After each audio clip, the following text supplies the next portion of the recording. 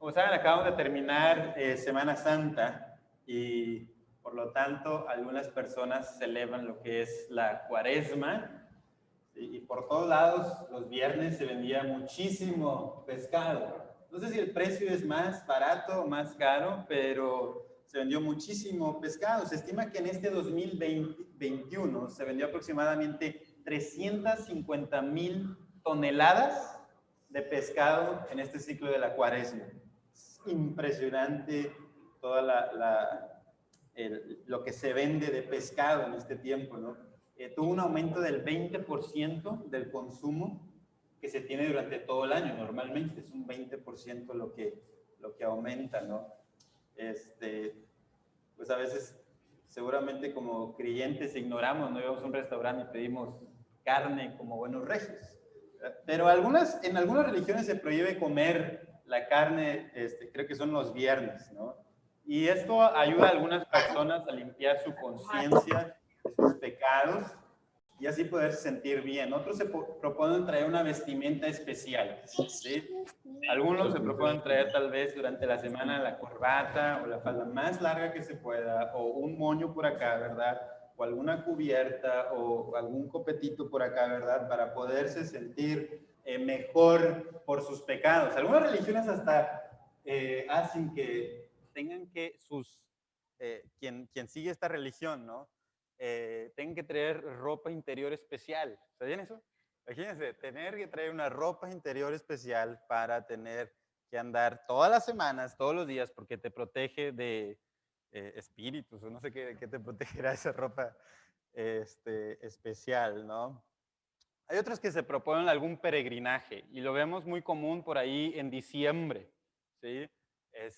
Con muchas personas yendo por las calles a ciertos lugares para limpiar sus pecados, para pedir por algo, para que Dios les escuche. Y otros hacen grandes viajes como a ciudades especiales como la Meca o tal vez en Italia o algunos otros lugares, ¿no? Algunos se proponen no ver televisión, otros se proponen prohibirse las redes sociales, otros la abstinencia sexual, aún ya hasta entre casados, ¿no? Otros el no tomar Coca-Cola o alguna bebida negra, ¿sí? Y algunos piensan que no pueden reírse o no pueden ir a fiestas porque tienen que estar serios todo el día. Otros piensan que tal vez la forma de educación de los hijos va a salvarles o les va a hacer mejores personas, etcétera, etcétera. Lo que pasa, hermanos, es que somos grandes inventores de mandamientos, de todo tipo, como hemos visto, desde la comida, desde lo que nos ponemos, desde lo que hacemos, desde los viajes que realizamos. Nos inventamos un montón de mandamientos para poder calmar nuestra conciencia interior, ¿verdad? Y somos grandes pasalones de los verdaderos mandamientos. Somos grandes pasalones de los verdaderos mandamientos. Por ejemplo, ¿quién comió prójimo esta semana? ¿Quién comió prójimo? Tal vez vimos en las redes sociales, ¿verdad? Hiciste, qué zapatos tan feos trae la hermana, ¿verdad? No sé, yo no sé qué hiciste para comer prójimo o para criticar, para chismear, ¿sí? Pero eso es algo que Dios nos dice que no hagamos. Sin embargo, durante la semana tal vez hicimos mandamientos que nosotros nos inventamos, como el tal vez no comer algo, o sabes que hoy no voy a comer coca, o sabes que hoy voy a ir a la iglesia porque así me voy a sentir mejor. Sin embargo, ir a la iglesia es un mandamiento también, ¿verdad? Pero ¿cómo lo hacemos? Normalmente desobedecemos a través de muchas cosas que hacemos sin sentido y hacemos las cosas que tienen, no hacemos las cosas que tienen sentido. Obedecemos a medias, obedecemos de mala gana, obedecemos a nuestra manera, ¿sí? Y obedecemos mandamientos humanos para sentirnos mejor porque no obedecemos mandamientos divinos, ¿sí? Obedecemos mandamientos humanos para sentirnos mejor porque no obedecemos mandamientos divinos. Y obviamente la humanidad siempre ha sido así desde Adán y Eva. Escuchó una voz y le dijo, ¿con qué Dios ha dicho esto? ¿Sí? Y luego, ¿qué hizo Eva? Puso un mandamiento humano. ¿Qué dijo? no puedo ni tocarlo, ¿verdad? Inventó mandamientos humanos porque Dios no había dicho eso. ¿Recuerdan lo que ha pasado con el libro de Samuel? Estamos en el capítulo del día de hoy 14, pero en el capítulo 13 vimos a la locura del rey Saúl, ¿sí? Samuel le dice, locamente has hecho, ¿sí? Locamente has hecho allá en el capítulo 13. ¿Por qué? No había esperado a que Samuel fuera con él y sacrificar, ¿verdad? Él se había adelantado y había hecho todas las cosas por él mismo, porque dijo, estos filisteos se va a armar aquí todo el conflicto y yo tengo que prepararme. Pero Samuel le dice, locamente has hecho, el mandamiento era muy claro, espera, espera a que yo venga. ¿Se acuerdan cuántas espadas tenían? 2 espadas. Y quería este hombre, Saúl, el rey Saúl, ir a atacar a los filisteos con cuántas espadas? Con 2. Sin la bendición de Dios, sin la bendición de Samuel, se le ocurrió simplemente, yo voy a ir a atacar y voy a ver cómo le hago, voy a sacrificar y a ver cómo nos va. Y tengo solamente 2 espadas. ¡Wow! En ese capítulo conocemos a un hombre valeroso que atacaba las guarniciones de los filisteos. Estos eran los campamentos de los soldados enemigos, ¿sí? Que se llama Jonatán o Jonatán, ¿sí? Y escucha este Jonatán, que por no esperar, su padre había sido desechado. Ahora, Saúl era el rey y Jonatán era el hijo del rey, y eso lo convertía en príncipe. Y ese príncipe iba a ser después rey. Ahora, ¿qué harías tú si a tu papá ya lo desecharon? Se le acabó el reino. ¿Qué harías tú? No, pues yo para qué iba a pelear para este reino. Lo único que va a pasar es que me van a matar y pues ya se acabó el reino, ya no va a ser mío. Sin embargo, vemos otra actitud de Jonatán. ¿Te enojarías tú contra Dios? ¿Qué harías? ¿Qué estarías haciendo? ¿Qué estarías pensando? Dice en el versículo 1 del capítulo 14, si me acompañan, dice, aconteció un día que Jonatán, hijo de Saúl, dijo a su criado que le traía las armas, ven y pasemos a la guarnición de los filisteos que está de aquel lado, y no lo hizo saber a su padre. Parece que a Jonatán le encantaba andar por ahí por las guarniciones de los filisteos, yendo y atacar y matar a todos esos filisteos. Dice, ven, vamos. Vamos a atacar a esta guarnición de los filisteos. Ahora, este Jonatán está viendo cómo atacar a los filisteos y se anda moviendo, pero ¿dónde está Saúl? ¿Qué está haciendo Saúl? Después de lo que hizo, después de que no esperó por Samuel, ¿qué está haciendo Saúl? Pues nada más y nada menos que tomando el fresco. Versículo 2. Dice, y Saúl se hallaba al extremo de Gabaa, ¿debajo de qué? De un granado que hay en Migrón, y la gente que estaba con él era como 600 hombres. ¿Cuántas personas traía Jonatán? 1, ¿verdad? ¿Cuántas personas tiene Saúl? 600 personas. ¿Qué estaba haciendo Jonatán? Estaba yendo a atacar a los filisteos. ¿Qué está haciendo Saúl? Está tal vez sentado, tal vez en una hamaca, ¿verdad? Acostado pensando, debajo de un granado. Parece que hacía bastante sombra este árbol, tal vez, que hay en Migrón, dice. Tal vez con un jugo de granada. No sé, ¿verdad? Algo está, pero estaba cómodo. Estaba ahí sentado nada más. Ahora, ¿qué trama Jonatán? ¿Qué anda haciendo Jonatán? Vimos en los versículos 4 al 7 lo que anda haciendo Jonatán. Y él anda entre los peñascos. Anda viendo a ver cómo puede derrotar a estos filisteos. Y se cuenta que el general Allenby, ¿sí?, del ejército inglés, allá por 1918, al leer este relato de Jonatán, por dónde andaba, qué andaba haciendo, siguió la misma ruta de Jonatán para atacar a los turcos y los venció. ¿Sí? Y este Jonatán tiene una conversación muy interesante con su compañero de armas, que le dice allá en el versículo 6, dice, dijo pues Jonatán a su paje de armas, ven, pasemos a la guarnición de estos incircuncisos. Quizás haga algo Jehová por nosotros, pues no es difícil para Jehová salvar con muchos o con pocos. Y su paje de armas le respondió, haz todo lo que tienes en tu corazón. Ve, pues aquí estoy contigo a tu voluntad. 2 personas nada más. No había 600, no había 1000, no había todo un ejército de Israel. Simplemente Jonatán con una espada y el paje con el escudo. Era todo lo que había. Era todo lo que había y cómo iban a atacar a estos filisteos. ¿Qué dice Jonatán a su paje de armas? Dice, estas personas que no temen a Dios, que son enemigos de Dios, porque les llama incircuncisos. Son los incircuncisos, los enemigos de Dios.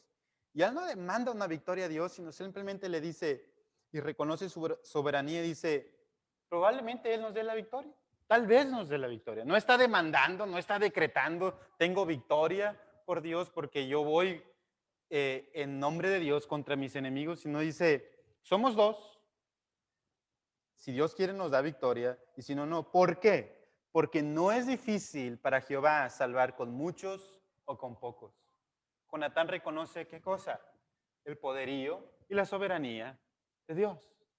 ¿Qué estaba haciendo Saúl? Acostado. ¿Qué estaba haciendo Jonatán? Reconociendo y viendo la soberanía y el poder de Dios. Ahora, diríamos muchos de nosotros, estás más loco que Saúl. ¿Cómo que con 2 vas a ir a atacar? Pero fíjate por qué no está loco Jonatán. ¿Por qué, hermanos? Porque su confianza estaba no en su espada, no en poder hacer los sacrificios y hacer 1000 cosas, ¿sí? Y no en su propia audacia, no en su propia fuerza, sino estaba confiando en que Dios podía dar la victoria a pesar de los números. Dios podía dar la victoria a pesar de los números, porque la victoria no viene por tus espadas o no viene por tus recursos humanos, sino de Jehová. De Jehová es la victoria.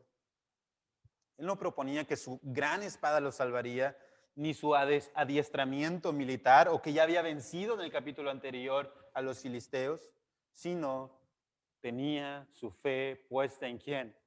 En Dios. Y vemos una fe verdadera.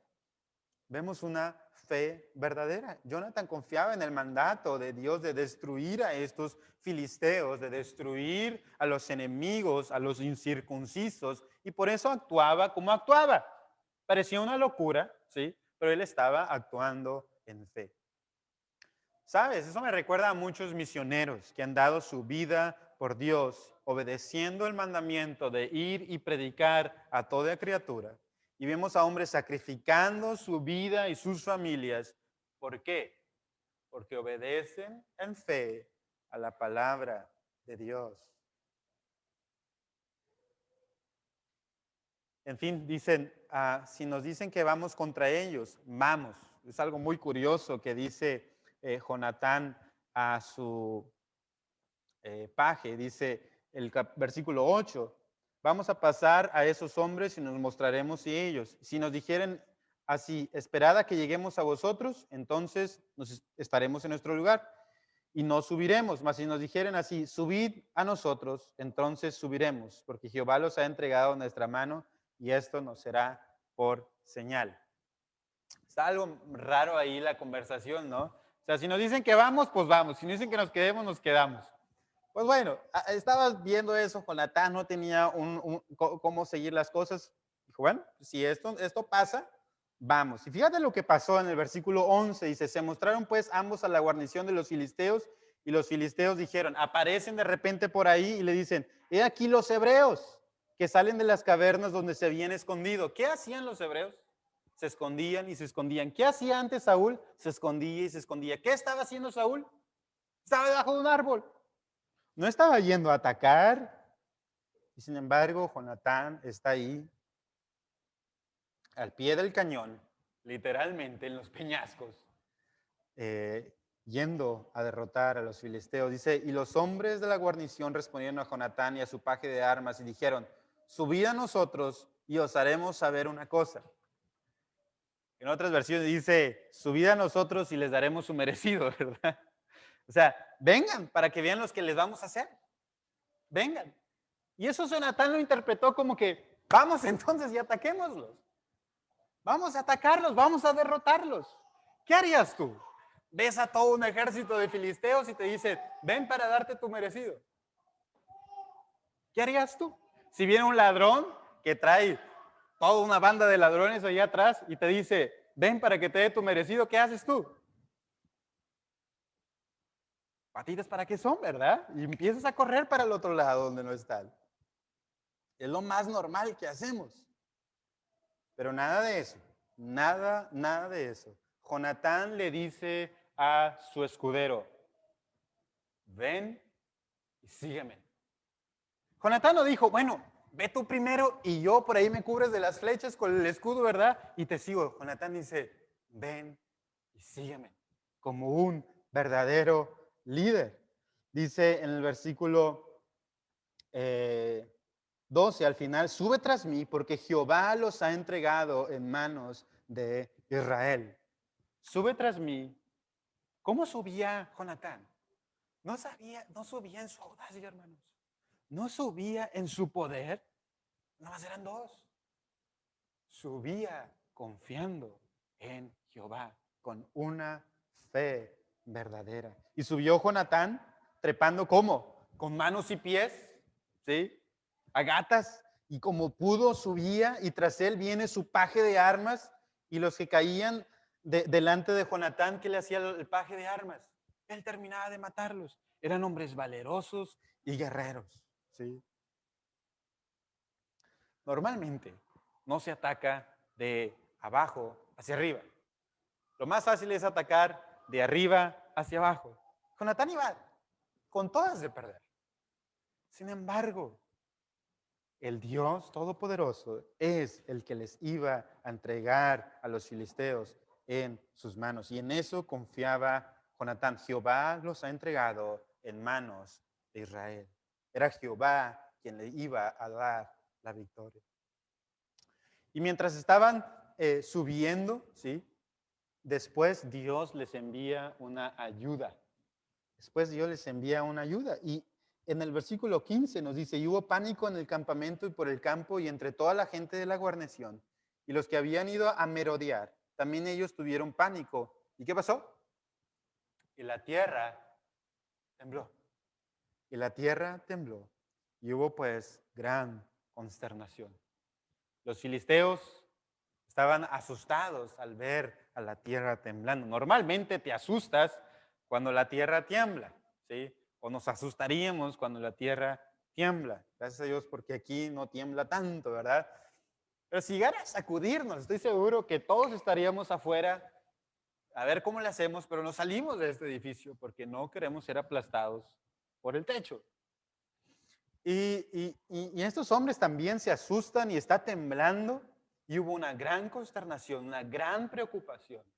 Y Dios le da victoria a Jonatán. Y vemos de parte de Jonatán una fe con respuesta.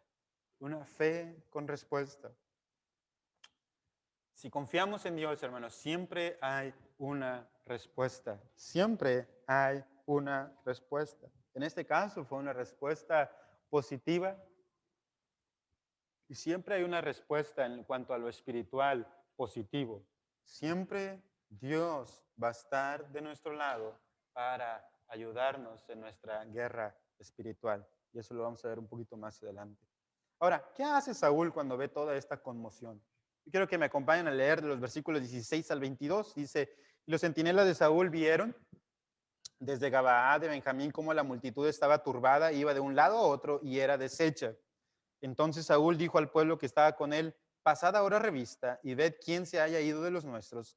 Y pasaron revista y he aquí que faltaba Jonatán y su paje de armas. Y Saúl dijo a Ahías, trae el arca de Dios, porque el arca de Dios estaba entonces con los hijos de Israel.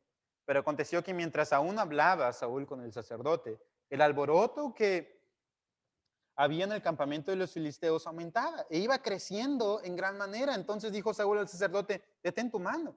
Y juntando Saúl a todo el pueblo que con él estaba, llegaron hasta el lugar de la batalla, y he aquí que la espada de cada uno estaba envuelta contra su compañero, y había gran confusión.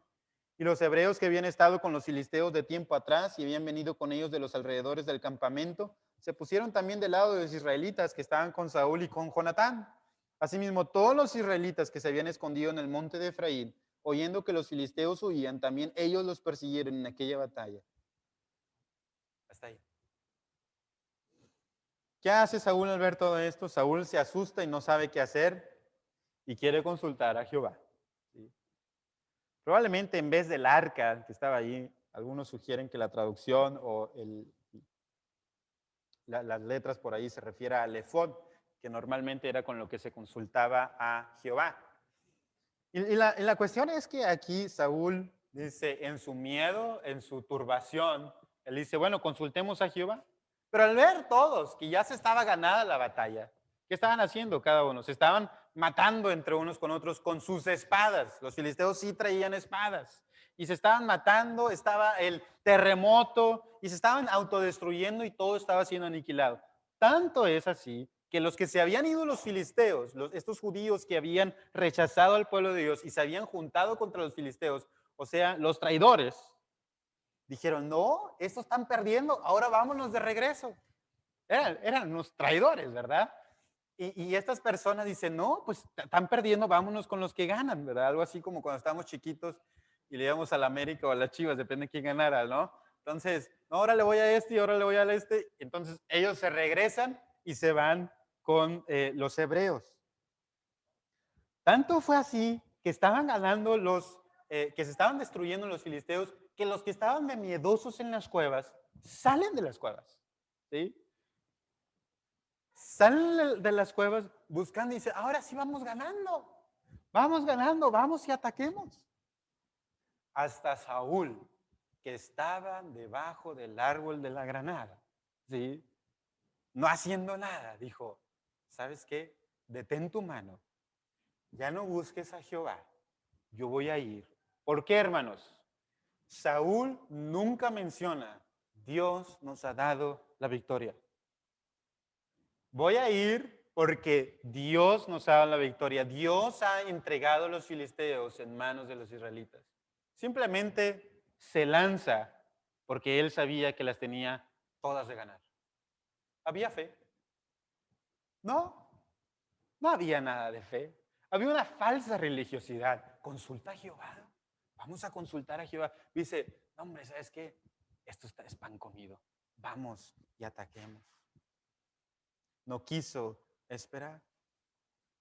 Dios ya los había entregado en sus manos a Jonatán, pero Saúl no lo vio de esa manera. Simplemente vio las circunstancias. Y vemos en esto una ausencia de fe en el Salvador. Jonatán tenía una fe verdadera en el Salvador, pero Saúl tiene una ausencia de fe en el Salvador, en quien ya le había entregado la batalla.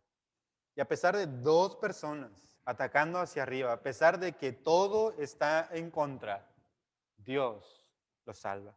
Y así salvó Dios a Israel ese día. ¿Cómo lo salvó? Por medio de un hombre y su paje de armas que le seguía la corriente y que confiaban en Dios. ¿Sí? Creyó en lo imposible, creyó en lo que no se ve, creyó a pesar de las circunstancias, a pesar de lo lamoso del terreno, a pesar de todo, él tenía una fe activa en un Dios Salvador. Tenía una fe activa en un Dios Salvador. Leamos el versículo 23, dice, así salvó Jehová a Israel aquel día y llegó la batalla hasta Bet-Aven. Así salvó Jehová a Israel aquel día, con dos hombres que estaban peleando contra lo imposible. Y eso nos lleva a nuestro primer punto, hermanos, que la salvación de Dios es a pesar de nuestras limitaciones. La salvación de Dios a pesar de nuestras limitaciones. La limitación de Jonatán era que no tenía un gran ejército atrás. La limitación de Jonatán era que solamente traía una espada. La limitación de Jonatán es que probablemente el que estaba de escudero era joven. La limitación de Jonatán era que estaba contra la guarnición de los filisteos que sí tenían espadas.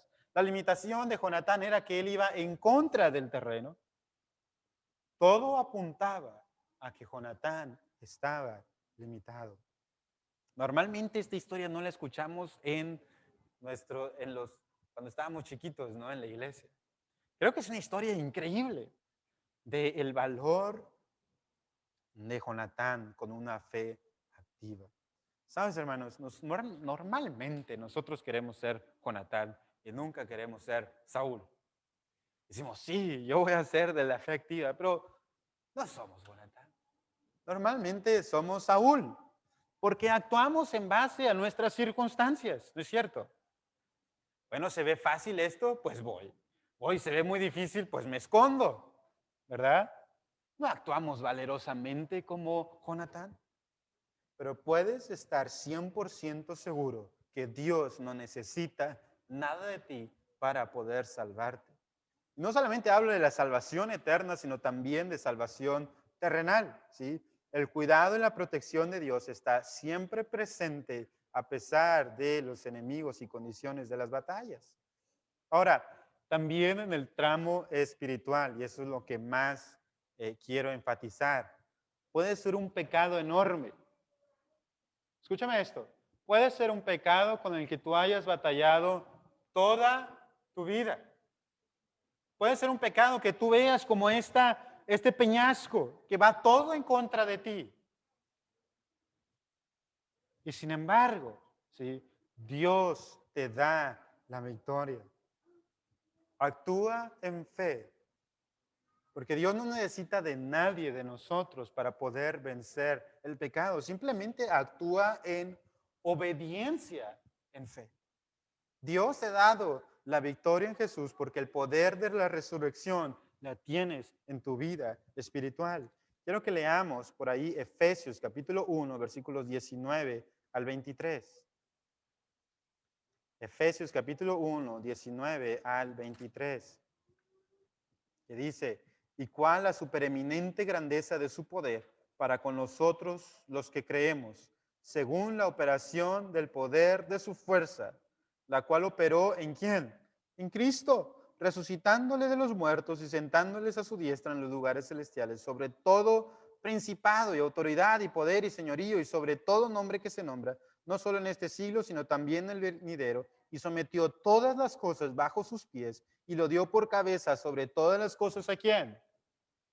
A la iglesia, la cual es su cuerpo y la plenitud de aquel que todo lo llena en todo. Tenemos el mismo poder para vencer el pecado. Ese poder es el que resucitó a Cristo de la cruz. ¿Te imaginas? Cristo levantándose de la tumba, ¿sí? Cristo levantándose de la muerte, y ese es el poder que opera en ti. También puede ser en el parámetro de una enfermedad. ¿Necesita Dios nuestros recursos para sanarnos? No. ¿Cuántas veces no hemos visto el poder de Dios actuando de manera sobrenatural en nuestras vidas o vidas de familiares cercanos? Pero tenemos que ir a Dios pensando en su soberanía. Como dijo Jonatán, para Dios, con dos o con nada, si Él quiere, nos va a salvar. ¿Sí? Y Dios se deleita en salvarnos, hermanos, y nos salvó de condenación eterna. Y ahí demostró que no necesita de nosotros en lo absoluto. ¿Sabes por qué? Porque tú estabas muerto en delitos y pecados. Estabas muerto completamente, no te podías mover. De plano, un muertito no puede hacer nada. Y Él hizo todo, nos dio fe, nos dio arrepentimiento en Cristo Jesús. Él nos amó primero enviando a Jesús a morir por tus y mis pecados, grandes o chiquitos, oscuros o medios grises, como le queremos clasificar, que para Él son todos iguales. Quiero decir algo, hermano, no podías hacer nada por salvarte. Y Dios te envió a su Hijo Jesucristo para salvarte. ¿Te olvidas que Dios te puede salvar a pesar de tus limitaciones? ¿Actúas en obediencia, en fe? Cuando te enfrentas a tu peor tentación, peleas valientemente porque sabes que Dios te da la victoria. Jehová da salvación hasta el día de hoy. Recuerda eso, hermanos. Jehová da salvación hasta el día de hoy. La salvación ya ha sido dada por Jehová y sucede algo increíble.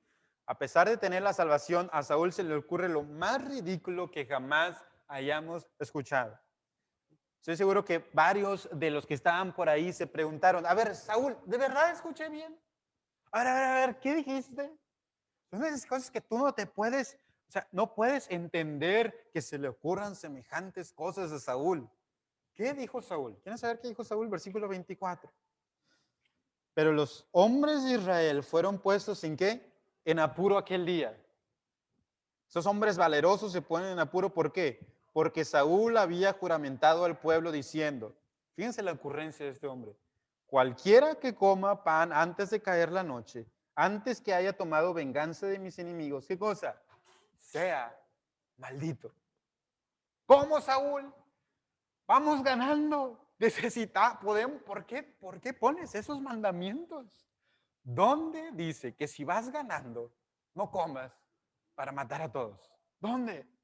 Es la cosa más absurda que se le pudo haber ocurrido a Saúl.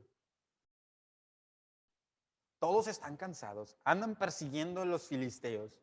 Obviamente les va a dar hambre, iban en contra, iban subiendo.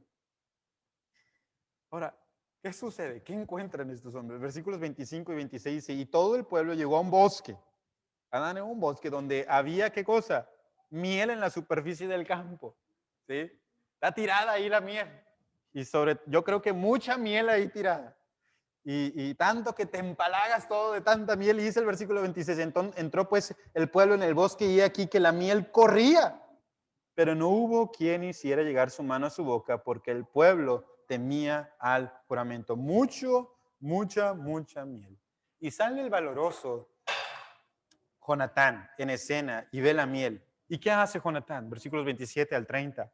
Dice, pero Jonatán no había oído cuando su padre había juramentado al pueblo y alargó la punta de una vara que traía en su mano y la mojó en un panal de miel y llevó su mano a la boca y fueron, ¿qué? Aclarados sus ojos. Necesitaba azúcar, ¿verdad? Eso que nos prende y nos da vitalidad, que los nutriólogos nos prohíben, ¿verdad? Pero necesitaba azúcar, gracias a Dios por la miel, ¿verdad? Y dice que los ojos son aclarados. Entonces habló uno del pueblo diciendo, siempre hay alguien que dice esto, ¿verdad? Tu padre ha hecho jurar solemnemente al pueblo diciendo, maldito sea el hombre que tome hoy alimento. Y el pueblo, ¿qué le pasaba al pueblo? Desfallecía. ¿Qué le había pasado a Jonatán? Se le prendieron los ojos, se prendió. ¿Y qué le pasaba al pueblo? El pueblo desfallecía. El pueblo desfallecía. Respondió Jonatán, mi padre ha turbado al país. Era de lo más ridículo haber hecho eso. Ved ahora cómo han sido aclarados mis ojos por haber gustado un poco de esta miel. ¿Cómo más si el pueblo hubiera comido libremente hoy del botín tomado de sus enemigos? ¿No se habría hecho ahora mayor estrago entre los filisteos? ¿Cuál era el mandato de Dios? Destruir a los filisteos.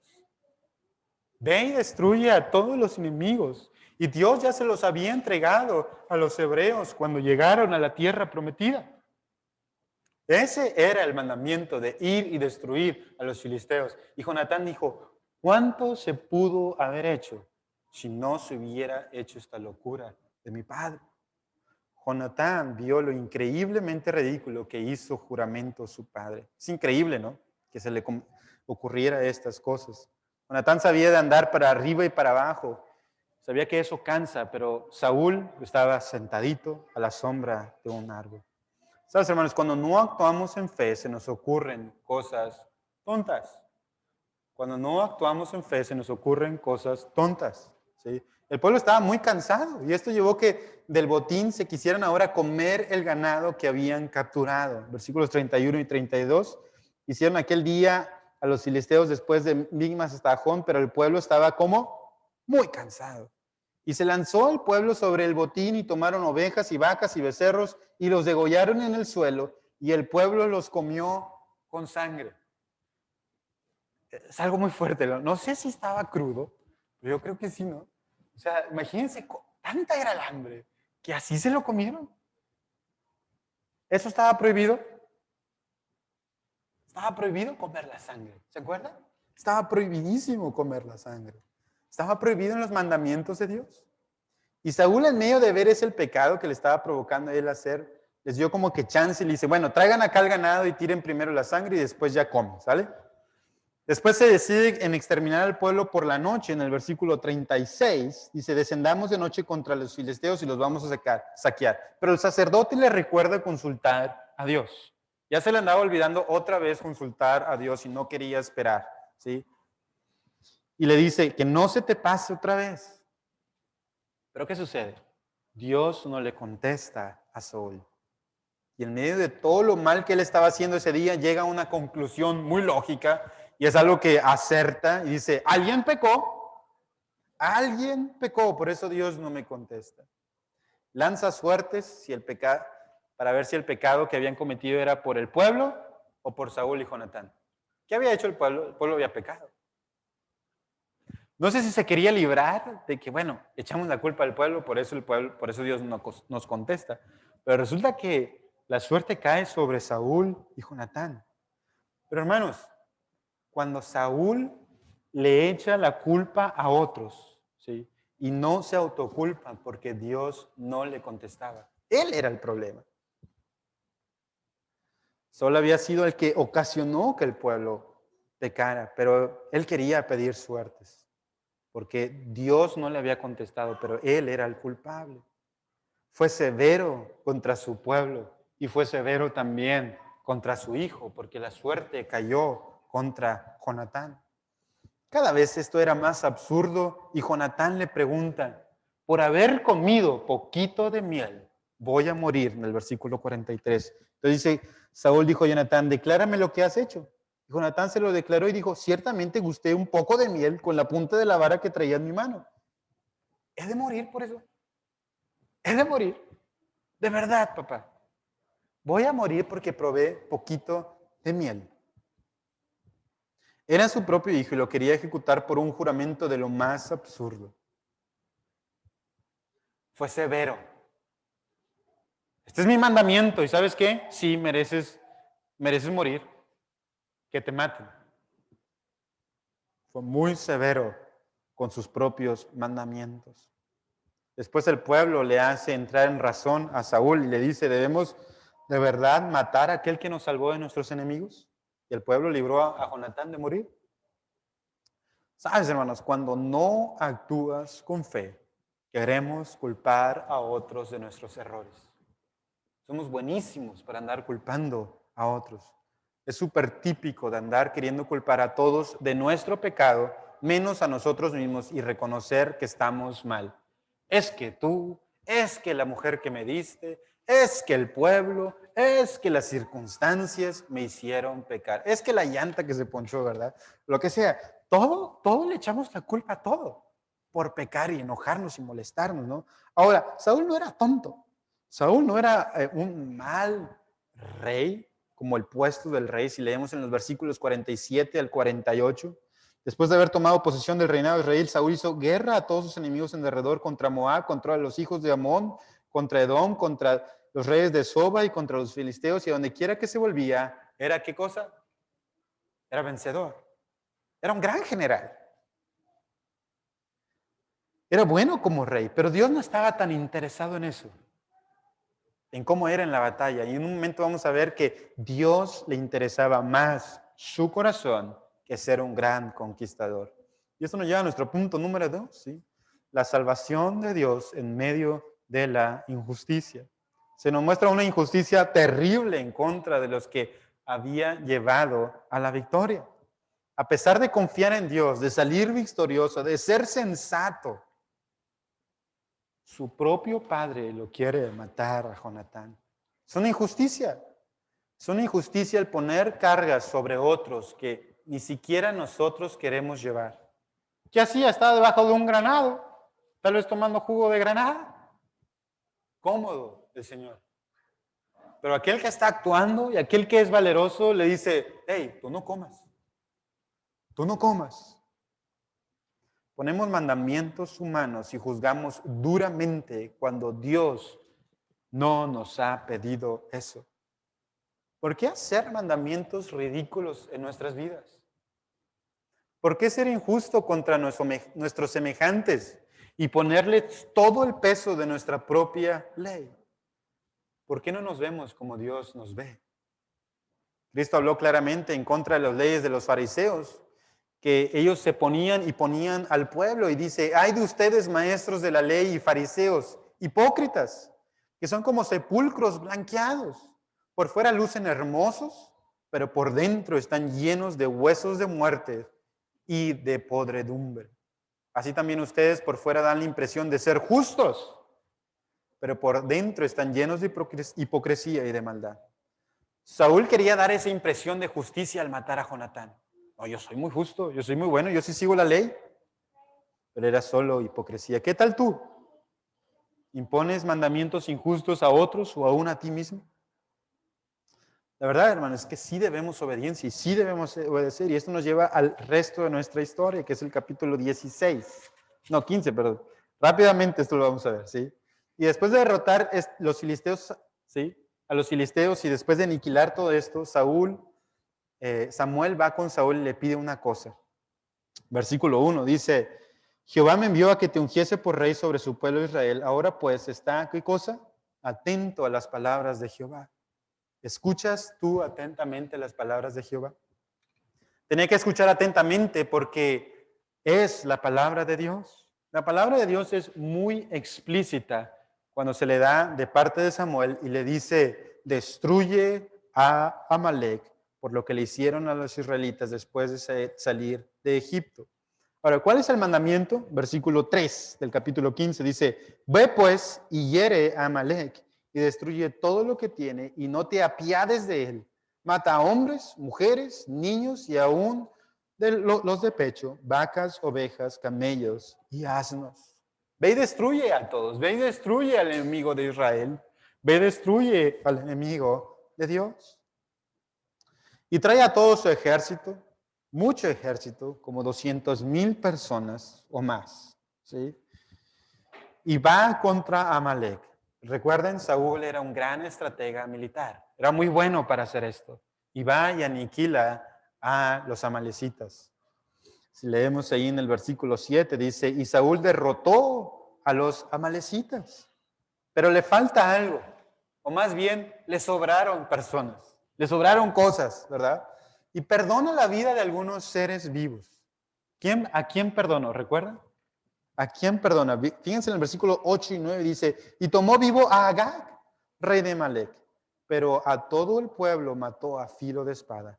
Y Saúl y el pueblo perdonaron a Agag y a lo mejor de las ovejas, del ganado, de los animales engordados, de los carneros y de todo lo bueno, y no lo quisieron destruir. Mas todo lo que era vil y despreciable, destruyeron. Saúl y el pueblo, quiero que noten eso en el versículo 9, dice, Saúl y el pueblo perdonan a Agag y al ganado, y a lo mejor del mandado. ¿Cuál era el mandamiento de Dios? Destruye todo, no tengas misericordia, no tengas piedad de ellos. Samuel fue muy claro en su primera instrucción. Le dijo, escucha atentamente la palabra de Dios. Era lo que tenía que hacer, escuchar atentamente. Parece que Saúl no escuchó atentamente, no hubo reverencia, ni tampoco pasó el mandamiento al pueblo de destruir todo. Saúl tenía un poder de convocatoria increíble. Él era un gran líder militar y estaba acabando con los enemigos del pueblo. Cualquiera seguiría a ese apuesto hombre, aquel alto Saúl, aquel fuerte Saúl. Pero Saúl no ejerció su autoridad sobre el pueblo. Ahora, todos somos muy prontos para juzgar a Saúl y decimos, qué mal Saúl, muy mal Saúl. Pero eso nos pasa a nosotros cada día, ¿no? ¿Quién de ustedes se enojó esta semana? Por ahí alguno ya confesó, ¿verdad? Pero ¿quién de ustedes se enojó esta semana? ¿Quién de nosotros no leyó la Biblia esta semana? ¿Quién, hermanos? ¿Quién de ustedes no amó a su esposa? ¿Quién de ustedes no amó a su esposo? ¿Quién de nosotros mintió? ¿Quién de nosotros robó? ¿Quién de nosotros tuvo amor por el dinero? ¿Quién de nosotros chismeó? ¿Quién de nosotros no oró? ¿Quién de nosotros no usó su tiempo para el Señor como debiéramos? Y la lista de los mandamientos puede seguir, ¿sí? La verdad, los mandamientos de Dios siempre son con mucha exactitud. Le dice, aniquila todo. Y sin embargo, se nos facilita que nos entra por un oído y nos sale por el otro. O medio obedecemos, ¿verdad? Medio hacemos lo que Dios nos pide y medio queremos cumplir con sus palabras. Nuestro oído es esencial para escuchar atentamente la palabra de Dios. Y es mi oración, hermanos, que como iglesia escuchemos atentamente la palabra de Dios. Tengamos un deseo ardiente por la palabra de Dios. Quiero que sigamos en el versículo 11. Y la palabra de Dios viene nuevamente a Samuel y dice algo muy fuerte. Dice, me pesa haber puesto por rey a Saúl, porque se ha vuelto de en pos de mí y no ha cumplido mis palabras. ¿Por qué le pesa a Dios? Porque no cumple sus palabras. Escucha esto, hermano. Dios no toma a la ligera la desobediencia. ¿Sí? Dios no toma a la ligera la desobediencia. No la toma así como nosotros tomamos la desobediencia. Pregunta, hermano, ¿te pesó haberte enojado esta semana? ¿Te pesó haberte molestado con tu esposa esta semana? Piensa en tus pecados. ¿Qué tanto te pesó haber pecado contra los mandamientos de Dios? La misma actitud fue la de Samuel. Le pesó que Saúl no haya obedecido y estuvo en oración toda la noche. No era ni su pecado. Y estuvo en oración toda la noche. Por tu pecado, tú estuviste en oración toda la noche. Esta semana. Es que ni nos pesa. Ni nos importa. Es más, hasta se nos olvidó probablemente. Porque no escuchamos atentamente la palabra de Dios. Vemos que desde joven Samuel era un hombre de oración y nos enseña, ¿sí? Samuel, que en los tiempos de gran necesidad espiritual no hay como la oración. Hermanos, si has pecado, vuélvete a Dios en oración. Necesito ir a Dios en oración. Leemos en el versículo 13 que pronto por la mañana sale a ver a Saúl y Saúl lo recibe diciendo disparates, ¿no? En el versículo 13 dice, vino pues Samuel a Saúl y Saúl le dijo, bendito seas tú de Jehová, yo he cumplido la palabra de Jehová. De verdad, Saúl. La primera parte está bien, ¿no? Que le haya dicho, bendito seas tú de Jehová. Claro que Samuel era bendito de Jehová. Pero luego le dice una tontería otra vez, ¿no? Y le dice, yo he cumplido la palabra de Jehová. ¿Estás en tus 5 sentidos, Saúl? ¿Qué estás pensando? Te dijeron muy claramente que mataras a todo, que exterminaras todo. Y sin embargo, dejas al rey y a lo mejor del ganado. Samuel, con sarcasmo, le dice, entonces, ¿qué se oye por ahí? ¿Qué balido de ovejas y bramido de vacas es la que oigo en mis oídos? Y Saúl comienza a echar culpas, ¿sí? El pueblo, no, pues este pueblo que tengo, hombre. Dice, pues trajimos lo bueno para ofrecer a tu Dios, ¿sí? Trajimos lo bueno para ofrecer a Jehová. Pero este pueblo se quiso traer el ganado, hombre. Culpando a nosotros. Oye, Samuel, pero lo demás sí lo destruimos, ¿eh? No dejamos a nadie, de ahí al final del versículo 15. Dice, pero lo demás lo destruimos. Sí cumplí. Este pueblo, ¿verdad? La verdad es que nuestras excusas siempre son ridículas. Siempre son ridículas cuando no obedecemos. Después de ahí Samuel le dice, no eras un don nadie, eres un don nadie. Dios te puso ahora donde estás. ¿No te dio Jehová un mandamiento muy especial? ¿Por qué no has escuchado atentamente? Y vemos en el versículo 19. ¿Por qué pues no has oído la voz de Jehová? Sino que vuelto al botín has hecho lo malo ante los ojos de Jehová. Siempre eran las circunstancias delante de Saúl. ¿Viste el botín muy bueno? Y vas sobre eso. Y eso de escuchar con atención, ahí le dice en el versículo 19, no has oído la voz de Jehová. Esa misma palabra se usa en el lenguaje de Génesis 3:17, cuando le dice, porque obedeciste a la voz de tu mujer. ¿Recuerda? Esa palabra de escuchar, escuchar atentamente, y vemos la palabra de escuchar y escuchar a través del pasaje, es un escuchar para obedecer. Nosotros debemos escuchar la palabra de Dios, y no solamente que nos entre por un lado, sino que la escuchemos para obedecer, escuchar con atención. Y dice, hiciste lo malo. Es como un gancho al hígado, ¿no? Hiciste lo malo, hiciste mal, Saúl. La respuesta de Saúl sigue siendo un disparate y le dice, solamente se ve lo necio que es. Y Saúl respondió a Samuel otra vez, antes bien he obedecido la voz de Jehová y fui a la misión que Jehová me envió. ¿Obedeció? Pues esa parte sí, porque le enviaron a una misión y sí fue. Y dice, y he traído a Agag, rey de Amalek. A ver, eso no le pidió Dios, ¿verdad?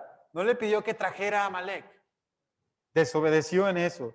Y he destruido a las amalecitas. Eso sí, sí hizo bien. Destruyó casi todos los amalecitas. Pero Jehová no le pidió traer al rey de Amalek. El pueblo fue el culpable. No hay arrepentimiento, sino excusa tras excusa tras excusa y quererse autojustificar. Ahora, hermanos, ¿cuál es el mejor de los sacrificios? Según el versículo 22, es el de obedecer. Dice, y Samuel dijo, ¿se complace Jehová tanto en los holocaustos y las víctimas, todo este ganado que has traído?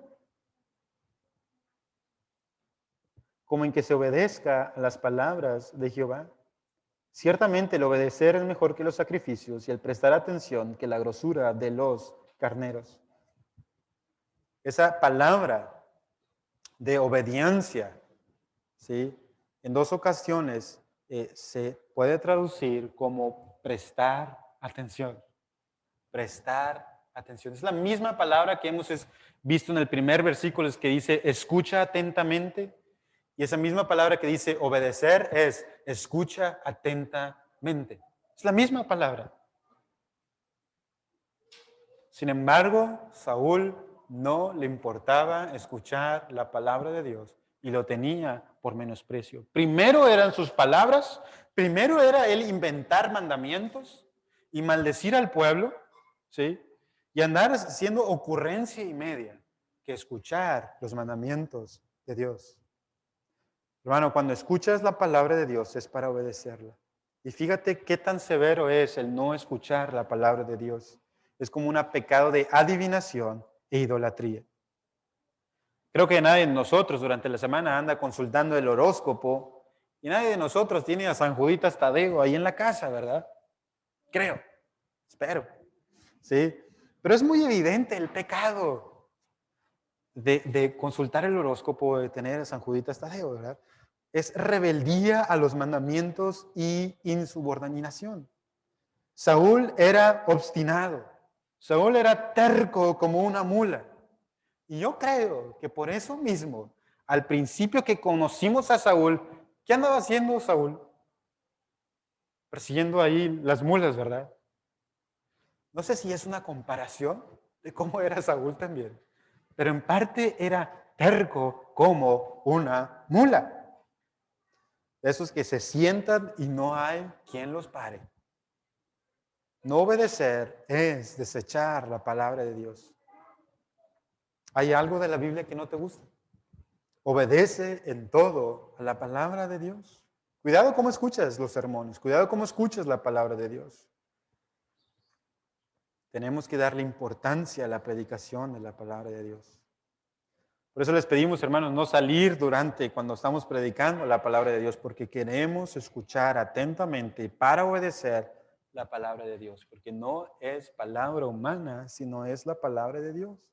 Escucha para obedecer. ¿Eres terco? ¿Tienes excusas para todo? ¿Hay algo de la Biblia que te gustaría quitar? Dios quiere que tengamos reverencia. Reconoce que no has escuchado atentamente y que no te pesa. ¿Sabes? Por eso es muy importante la doctrina de la sustitución, porque Cristo lo hizo por nosotros. ¿Sí? Él lo hizo. Y dice Dios que la voz del cielo se escuchó y dice, en Él tengo complacencia. ¿Por qué? Porque Cristo obedeció en todo. Somos capacitados para obedecer porque el mismo poder de la resurrección ahora está en nosotros. Parece que se arrepiente Saúl, pero es un poco o muy tarde. Parece que es una confesión muy tarde y sigue culpando al pueblo en el versículo 24. Pero temía al pueblo y consentí a la voz de ellos. Perdona pues ahora mi pecado. Seguía con la misma obstinación. Y Samuel no quería volver con él al pueblo. Y parece que Saúl está más preocupado por las consecuencias de lo que iba a pasar y no estaba apesadumbrado por su pecado. Y no quería sufrir por eso. No volveré contigo, le dice Samuel, porque desechaste la palabra de Dios.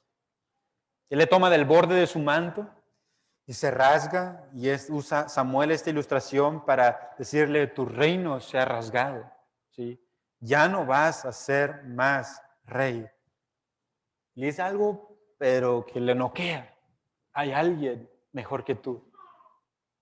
Hay alguien mejor que tú. La verdad no era mal rey, había destrozado a todos, era un buen político, le ayudaba al pueblo. ¿Sí? Todos lo quisiéramos de presidente el día de hoy. Pero la condición de su corazón no era el de obedecer. Y a Dios no le importaba su apariencia exterior o su gran uso militar, sino su corazón interior. Hermanos, no se escribieron las grandes batallas o no se describieron aquí con exactitud las grandes batallas de Saúl, sino las grandes batallas de su condición espiritual. Eso sí se escribió, porque es lo que le importa a Dios. Hermanos, no importa qué pase a tu alrededor, qué piense la gente de ti, dónde tú vives, qué has hecho para ser exitoso, porque Saúl tenía todo el éxito del mundo. Era un gran conquistador. Y tal vez tú puedes ser un gran hombre exitoso, mujer exitosa frente al mundo. Pero ¿cómo está tu corazón? Vemos la inmutabilidad de Dios por el juicio contra el pecado. A Dios le pesó el poner a Saúl, pero no cambia el hecho, ¿sí?, de que Él quiere un juicio contra el pecado. Dios no cambia su juicio contra el pecado. Escucha lo que dice en el 30, Saúl. Yo he pecado, pero te ruego que me honres delante de los ancianos. ¿Qué le importaba a él? No le conmovía su pecado, sino su honra. ¿Se arrepintió Saúl? No sé, hermanos. Puede que sí, puede que no. Dice que adoró a Jehová, pero parece que ya fue muy tarde. Siempre hay perdón de Dios. Eso sí, siempre hay perdón de Dios. Alguien tenía que terminar el trabajo de Jehová, que era exterminar a todos los amalecitas, y ese fue Samuel. ¿Sí? El mandamiento no había cambiado, extermina a los amalecitas y quedaba el rey Agag vivo. Y como un gran general, vemos a Samuel tomando cartas en el asunto y toma su espada, o toma la espada de Saúl, no sé quién era la espada, porque había muy poquitas espadas, y corta en pedazos a Agag. No le tiembla la mano. Y vemos a un Samuel valiente.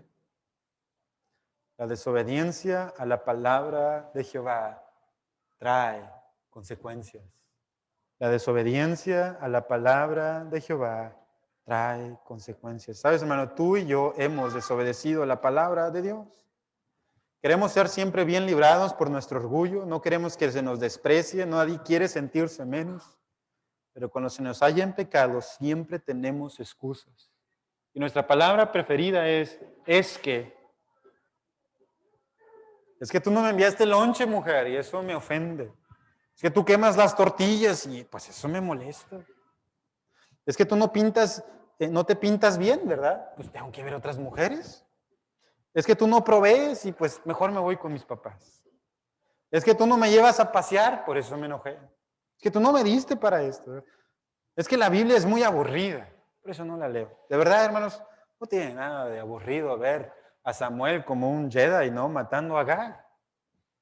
Es que me duelen mis rodillas, por eso no oro. Es que la iglesia dura mucho, hoy sí, ¿verdad? Por eso, por eso no voy. Es que no puedo ver bien, por eso no leo. ¿Qué excusas pones para desobedecer la palabra de Dios? Cristo es el ejemplo de obediencia perfecta en Filipenses 2. Él se humilló porque el Padre así lo pidió. Y le pidió ir a morir por pecadores por nosotros. Y eso le complace al Padre por su obediencia perfecta. Nadie hemos obedecido a Dios perfectamente, sin embargo, Él nos sigue pidiendo obediencia porque Cristo obedeció, nosotros podemos obedecer, ¿sí? Y eso nos trae hasta nuestro último punto, ¿sí? La salvación de Dios a pesar de nuestra desobediencia. A pesar de que tú eres desobediente, ¿sí? La invitación es a obedecer y ver la gracia y misericordia de Dios a pesar de nuestra desobediencia.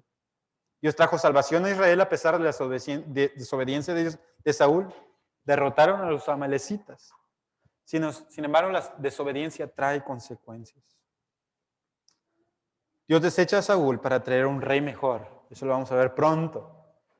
Y sin embargo, uno mejor, que es el mejor rey, que es Cristo. Que Cristo obedeció al Padre en todo. Y eso Dios nos lo da, nos ve así, como obedientes en todo, solamente por Jesús. Nuestro fiel Dios soberano es Rey Salvador, por lo tanto obedece, prestando atención a sus palabras. Dios sigue siendo fiel a su pueblo, sigue siendo soberano. Le dio la victoria a Jonatán y es un Rey Salvador, salva a los israelitas. Y por eso nos salva a nosotros, porque Él seguía cuidando la simiente. Por lo tanto, hermanos, al ver a ese Dios Salvador, obedece, presta atención a sus palabras. Escucha con oído de obediencia. Aplicación. ¿Cómo lo aplico ahora en mi vida? ¿Inventas mandamientos para sentirte bien? Sí. Como no comer pescado. Yo no sé qué te inventes, ¿verdad? Pero inventamos muchos mandamientos para calmar nuestra conciencia. ¿Escuchas la palabra de Dios para obedecer? Somos buenos para inventar e imponer a otros, pero no para obedecer. Hermano, si te das cuenta que no has obedecido, ponte a obedecer.